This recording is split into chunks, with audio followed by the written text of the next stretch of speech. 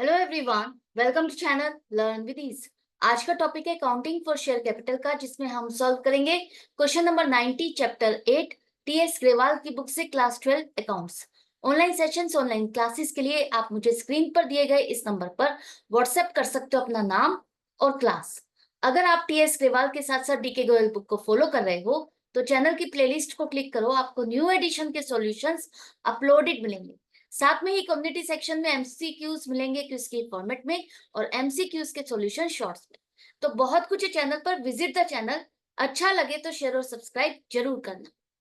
Question में दिया है कि एक कंपनी है हेल्दी फूड्स लिमिटेड, जिसकी ऑथराइज्ड कैपिटल है 50 लाख रुपीस और इसके 5 लाख शेयर्स ये मैक्सिमम इशू कर सकती है। 10 रुपए का एक शेयर है तो 5 लाख शेयर्स ही हुए ना, जो ये मैक्सिमम इशू कर सकती है पब्लिक को। इसने 5 लाख में से 3,75,000 शेयर्स पब्लिक को ऑफर किए। 10 रुपए का शेयर है, 20% प्रीमियम के साथ ऑफर किया, जिसकी पेमेंट 4 रुपए एप्लीकेशन, 5 रुपए अलॉटमेंट और बाकी का पैसा फर्स्ट एंड फाइनल कॉल पर पे करना है। सारे शेयर सब्सक्राइब हो गए। 3,75,000, 3,75,000 शेयर्स जो पब्लिक को इशू किए गए थे, उतनी ही एप्लीकेशन कंपनी को मिली और सभी कॉल पर पैसा भी मिला। लेकिन यहाँ पर अलॉटमेंट पर 25,000 शेयर्स पर कंपनी को पैसा नहीं मिला, जिन्हें कंपनी ने फोरफीट कर दिया। इसके बाद कंपनी ने इनको रीइश्यू किया एज 7 रुपीज पेड अप। 50,000 रुपए कैपिटल रिजर्व में ट्रांसफर किए और उसके बाद ये सब करने के बाद फर्स्ट एंड फाइनल कॉल की डिमांड की गई, जिस पर 10,000 शेयर्स पर कंपनी को पैसा नहीं मिला।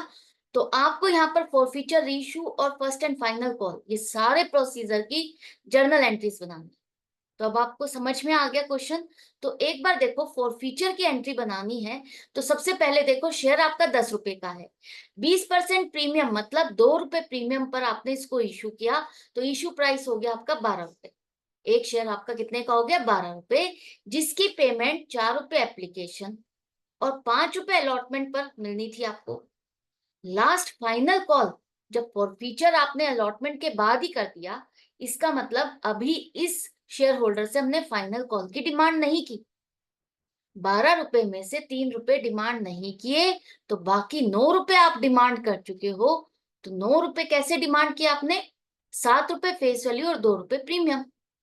अब यहां तो नहीं लिखा कि प्रीमियम कब डिमांड किया, तो जब भी प्रीमियम का नहीं लिखा हो कि कौन सी कॉल पर डिमांड किया, आपको यही लेके चलना है कि अलॉटमेंट के टाइम पर प्रीमियम की डिमांड की गई। तो अलॉटमेंट के टाइम पर प्रीमियम की डिमांड हुई तो इसका मतलब 7 + 2, 9 रुपए कंपनी डिमांड कर चुकी है। पेडअप कितना है? 7 रुपए में से 4 रुपए उसने एप्लीकेशन का पैसा तो दिया, लेकिन अलॉटमेंट पर 5 रुपए नहीं दिए। 2 रुपए प्रीमियम और 3 रुपए फेस वैल्यू। कैसे निकाला था हमने फाइनल कॉल का पैसा कि उसने 3 रुपए नहीं दिए? हमें ये पता है कि एप्लीकेशन पर 4 रुपए और 3 रुपए अलॉटमेंट, क्योंकि हमने क्या कहा कि प्रीमियम का पैसा अलॉटमेंट के टाइम पर ही डिमांड किया जाएगा। तो 5 रुपए अगर उसने डिमांड किए हैं कंपनी ने, तो इसका मतलब 3 रुपए फेस वैल्यू है। तो टोटल 7 रुपए आप 10 रुपए में से यहाँ पर डिमांड कर चुके हो, तो बाकी कितने बचे? 10 रुपए में से 3 रुपए, जो कि फाइनल कॉल पर डिमांड किए गए। इतना समझ में आ गया? आई होप आपको अच्छे से समझ में आ गया। तो अब फॉरफीचर की एंट्री बनाते हुए आपको सबसे पहले देखना होता है कि कॉल्ड अप क्या है, किस पॉइंट पर शेयर को फॉरफीट किया गया, उस पॉइंट तक पैसा कंपनी इस शेयर होल्डर से कितना डिमांड कर चुकी है, वो हमने निकाल लिया है 7 रुपए। फेस वैल्यू, शेयर कैपिटल तो फेस वैल्यू से ही रिवर्स करोगे ना, तो 7 रुपए से जो शेयर कैपिटल आपने 25,000 शेयर, 25,000 शेयर्स की 7 रुपीज के हिसाब से जो शेयर कैपिटल क्रेडिट की थी, अब उसको आपको रिवर्स करना है, क्योंकि शेयर्स कैंसिल हो रहे हैं। कैंसिल हो रहे हैं तो शेयर कैपिटल भी आपको हटानी पड़ेगी। जितने शेयर्स, अब कितने बचे? 3,75,000 में से 25,000 शेयर्स कैंसिल हो गए तो कितने बच जाएंगे? 3,50,000 शेयर। तो 3,50,000 शेयर्स की ही शेयर कैपिटल आपकी शेयर कैपिटल अकाउंट में रहेगी। बाकी 25,000 की जो एक्सेस अब आपकी डली हुई है, उसको आपको हटाना है। तो 25,000 शेयर्स पर 7 रुपए आप अभी तक क्रेडिट कर चुके हो। देखो, एप्लीकेशन का पैसा आपने शेयर कैपिटल में ट्रांसफर किया, फिर उसके बाद अलॉटमेंट की ड्यू की एंट्री बनाते हुए आपने सभी शेयर्स पर ये माना कि पैसा आ जाएगा, और 3,75,000 3,75,000 पर 5 रुपए के हिसाब से आपने शेयर कैपिटल अकाउंट को क्रेडिट कर दिया था। लेकिन 25,000 शेयर्स पर अगर आपको अलॉटमेंट का पैसा नहीं मिला, तो कंपनी ने अलॉटमेंट के बाद ही उसको फॉरफिट किया, कैंसिल किया। तो इसका मतलब 7 रुपए तक आप शेयर कैपिटल को क्रेडिट कर चुके हो, जिसे आपको डेबिट करना है। यहां तक बात समझ में आ गई। अब ये शेयर प्रीमियम पर इशू हुआ है, तो जो 2 रुपए है, क्या शेयर होल्डर ने पे किए हैं? कंपनी ने तो डिमांड किए हैं अलॉटमेंट के साथ, कंपनी ने डिमांड किया प्रीमियम का, लेकिन शेयर होल्डर ने अलॉटमेंट की पेमेंट ही नहीं की, तो इसका मतलब कंपनी को प्रीमियम भी नहीं मिला। तो जो अलॉटमेंट के टाइम आपने ड्यू की एंट्री बनाते हुए सिक्योरिटीज प्रीमियम अकाउंट में भी 3,75,000 मल्टीप्लाइड बाई 2 जितना पैसा बना, पूरा का पूरा सिक्योरिटीज प्रीमियम अकाउंट में क्रेडिट कर दिया। लेकिन जब सिक्योरिटीज प्रीमियम का पैसा 25,000 शेयर्स पर नहीं मिला, तो वो भी तो आपको हटाना पड़ेगा। उस एक्सेस अमाउंट को जो आपने शो किया हुआ है कि हमें प्रीमियम का पैसा 50,000 रुपए मिला 25,000 शेयर्स पर, वो मिला तो नहीं, मिला नहीं तो आपको यहाँ पर वो भी डेबिट करना है। यहां तक बात हो गई। अब 2,25,000 1,75,000 प्लस 50,000 2,25,000 रुपीज में से अब आपको देखना है कितना पैसा शेयर होल्डर ने दिया और कितना नहीं दिया। यहां पर शेयर होल्डर ने अलॉटमेंट की पेमेंट नहीं की, तो 25,000 शेयर्स पर 5 रुपए आपको नहीं मिले, 1,25,000 रुपीज आपको नहीं मिले अलॉटमेंट के टाइम पर। तो हमने इसको किस में डाला? कॉल्स इन एरियर अकाउंट, क्योंकि यहाँ पर क्या है, कॉल्स इन एरियर अकाउंट में डाला है कंपनी ने बाद में पैसे को, जब पैसा नहीं मिला तो हम यहाँ पर भी कॉल्स इन एरियर अकाउंट को ही खोल लेते हैं। जिस कॉल पर पैसा नहीं आया, कंपनी ने उसे कॉल्स इन एरियर अकाउंट में डाला था। जब अलॉटमेंट का पैसा नहीं मिला, तो क्या किया होगा, क्या एंट्री आई होगी? Bank account debit, calls in arrear account debit to equity share allotment account, आपने यही एंट्री बनाई ना। अब जो कॉल्स इन एरियर अकाउंट में बैलेंस स्टैंड कर रहा है कि 1,25,000 हमें नहीं मिले, नहीं मिले, नहीं मिले 25,000 शेयर्स पर, अब वो अकाउंट आपको खत्म करना है, क्योंकि जब 25,000 शेयर्स ही नहीं रहे, तो उस पर पैसा आएगा कहां से? तो ये अकाउंट आप क्रेडिट करोगे। जैसे शेयर कैपिटल अकाउंट को आपने डेबिट किया ना, कि ये शेयर्स ही नहीं है तो शेयर कैपिटल भी नहीं, तो जब शेयर्स नहीं है तो ये पैसा भी नहीं मिलेगा, तो ये ड्यू का दिखाने का मतलब ही नहीं बनता, राइट। इसके बाद पैसा मिला कितना है कंपनी को? कंपनी को 4 रुपए मिले हैं, जो कि कंपनी उसको रिफंड नहीं करेगी। अब ये जो पैसा मिल चुका है कंपनी रिफंड भी नहीं करेगी, और किस अकाउंट में दिखाए? वापस से एप्लीकेशन अकाउंट में तो रिवर्स नहीं कर सकते ना हम क्या करेंगे, एक नया अकाउंट खोलेंगे फॉरफिटेड शेयर अकाउंट, और उसमें जो पैसा हमारे पास आ चुका है उस अमाउंट को डाल देंगे, 1,00,000 रुपीज। तो अब आप देखो 2,25,000 का हमने पूरा हिसाब किताब कर लिया। तो इसको इजी वे तरीके से बनाने का यही है कि आप पहले देखो कॉल्ड अप वैल्यू क्या है, फेस वैल्यू कॉल्ड अप कितनी है, उतने से ही आपको शेयर कैपिटल रिवर्स करनी है। उसके बाद अगर प्रीमियम पर है तो प्रीमियम देखो कंपनी ने डिमांड किया है, कंपनी ने डिमांड किया है तो शेयर होल्डर ने पे किया या नहीं किया, नहीं पे किया तो आप उसको डेबिट करोगे। इन सभी को टोटल अमाउंट जो आपका बनता है, इसमें देखो कितना पैसा शेयर होल्डर ने दिया और कितना नहीं दिया। जो नहीं दिया उसका उस कॉल से रिलेटेड पैसा उसी अकाउंट में क्रेडिट कर दोगे। जैसे हम यहाँ पर इक्विटी शेयर अलॉटमेंट अकाउंट को भी क्रेडिट कर सकते थे 1,25,000 से, हमने यहाँ पर कॉल सिनेरियर अकाउंट को किया। इसके बाद जो पैसा आ गया उसको हम फॉरफिटेड शेयर अकाउंट में डाल देंगे।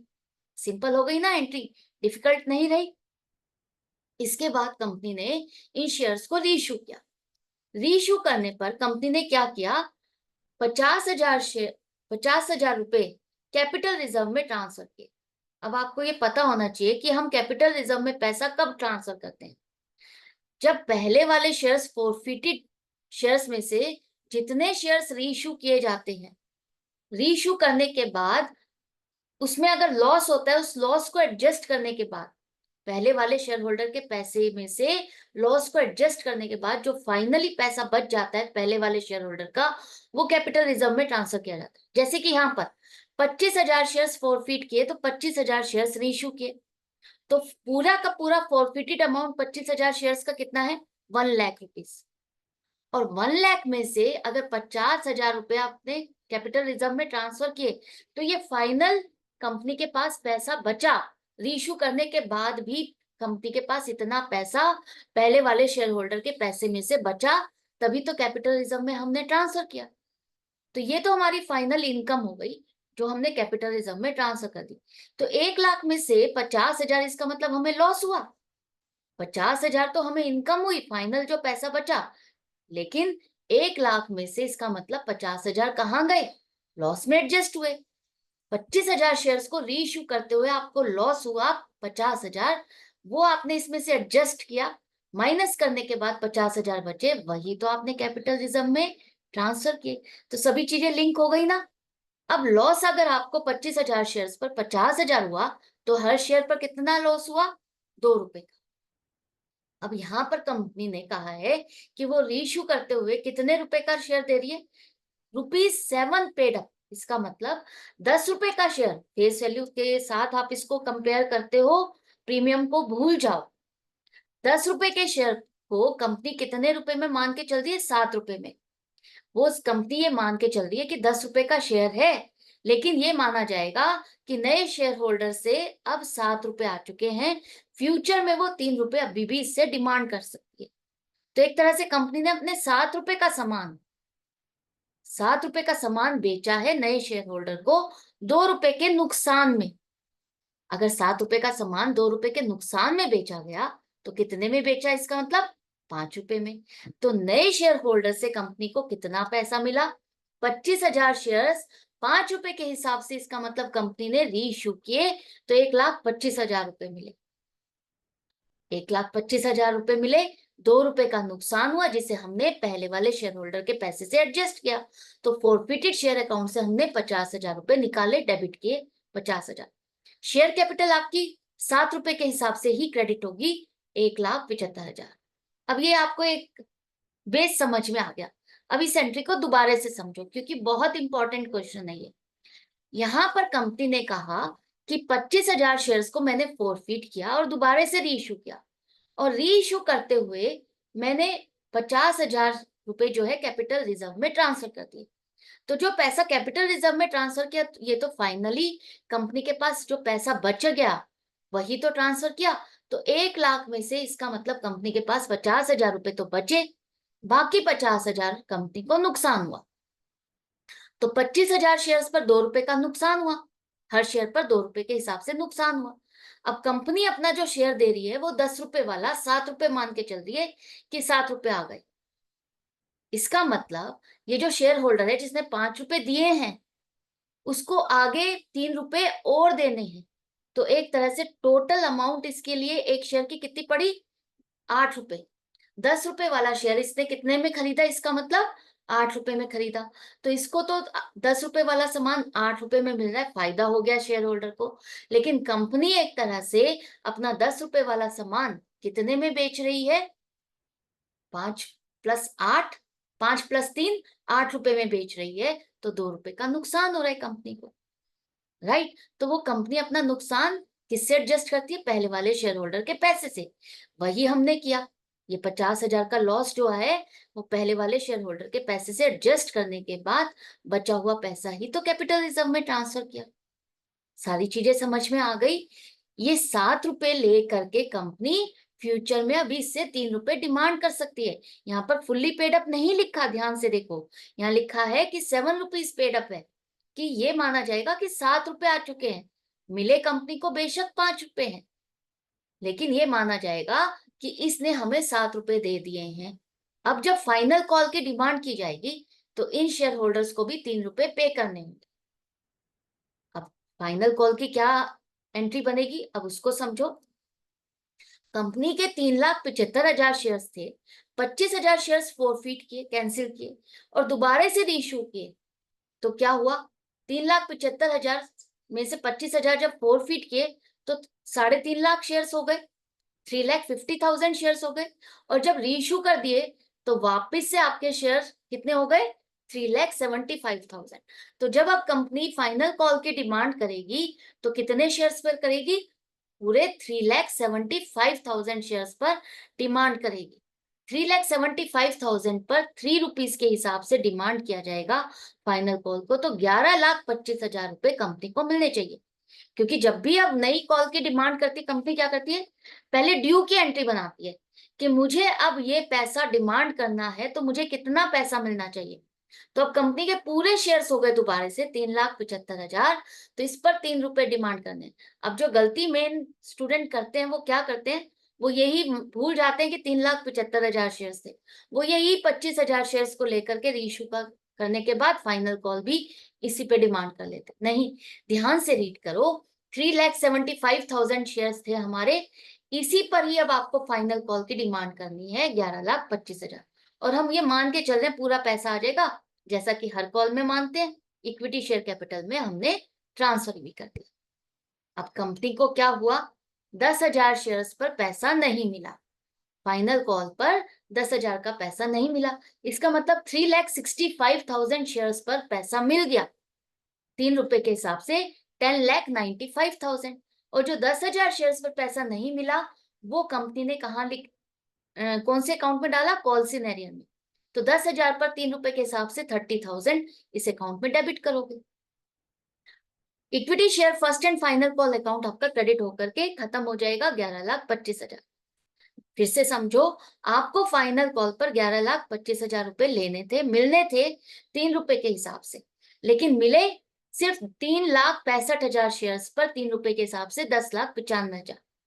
तो जो 3 रुपए आपको नहीं मिले 10,000 शेयर्स पर, वो आप कॉल सिनेरियो नया अकाउंट खोलोगे जिसमें आप इसे डेबिट करोगे 30,000 से।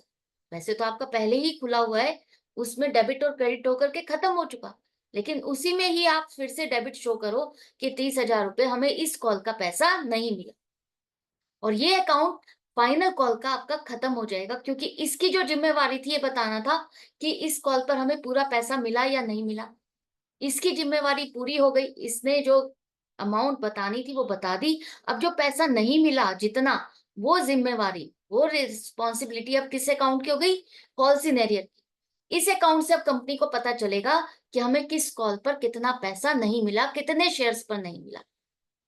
आई होप आपको ये सारी एंट्रीज अच्छे से समझ में आ गई, पर्पस समझ में आ गया, किस तरह से किस अमाउंट को निकालोगे और कौन से अमाउंट से कौन सा अकाउंट डेबिट और क्रेडिट होगा। सारी चीजें क्लियर हो जानी चाहिए। अगर फिर भी, मेरी कोशिश तो थी पूरी कि आपका कोई भी डाउट ना रहे, अगर फिर भी कहीं डाउट है, कंफ्यूजन है, तो कमेंट सेक्शन भी है जहां पर आप लिख करके पूछ सकते हो। मैं मिलूंगी आपसे नेक्स्ट वीडियो में नेक्स्ट क्वेश्चन के साथ, लेकिन आपको अपनी प्रैक्टिस जारी रखनी है।